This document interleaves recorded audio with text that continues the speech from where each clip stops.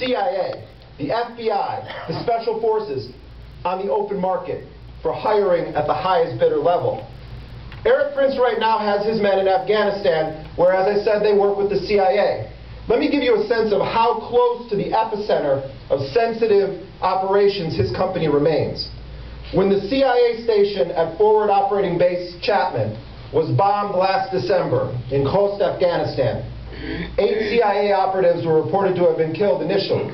I talked to contacts that I have in the U.S. Special Forces and military intelligence who said Blackwater guys had been killed there. And so I started to look into it, and then it was confirmed. 2 Blackwater men died that day. You guys know what was going on when that bombing took place? The CIA was meeting with a man who was a Jordanian that was described as the golden goose of U.S. intelligence.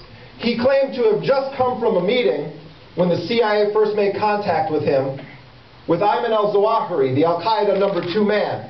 So he was brought over the border from Pakistan into Afghanistan to go and meet with these top CIA officials that Blackwater was guarding in Afghanistan. And this man was able to get so close that he blew up 8 personnel that day and wounded others. Today, Erik Prince said no one under Blackwater's protection had ever been killed. What about that bombing, which was the deadliest attack against the CIA since the 1980s that we know of, that happened at Forward Operating Base Chapman?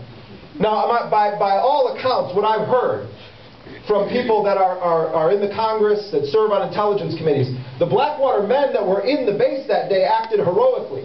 One of them actually threw himself on the guy and attempted to cover him up and probably saved lives. But it's intellectually dishonest for Erik Prince to give a speech today and say that no one under Blackwater's protection had ever been killed. That happens in those war zones, and it happens in that business. But the point I'm making is this. When you put a private company at the center of those kinds of sensitive operations, particularly a company that has shown itself to be unaccountable, to thwart government attempts to gain information about their operations despite the fact that they're funded by U.S. taxpayers, a company that is simultaneously at the center of sensitive U.S. government operations and also works for private companies and multinational corporations, that represents a threat to our national security.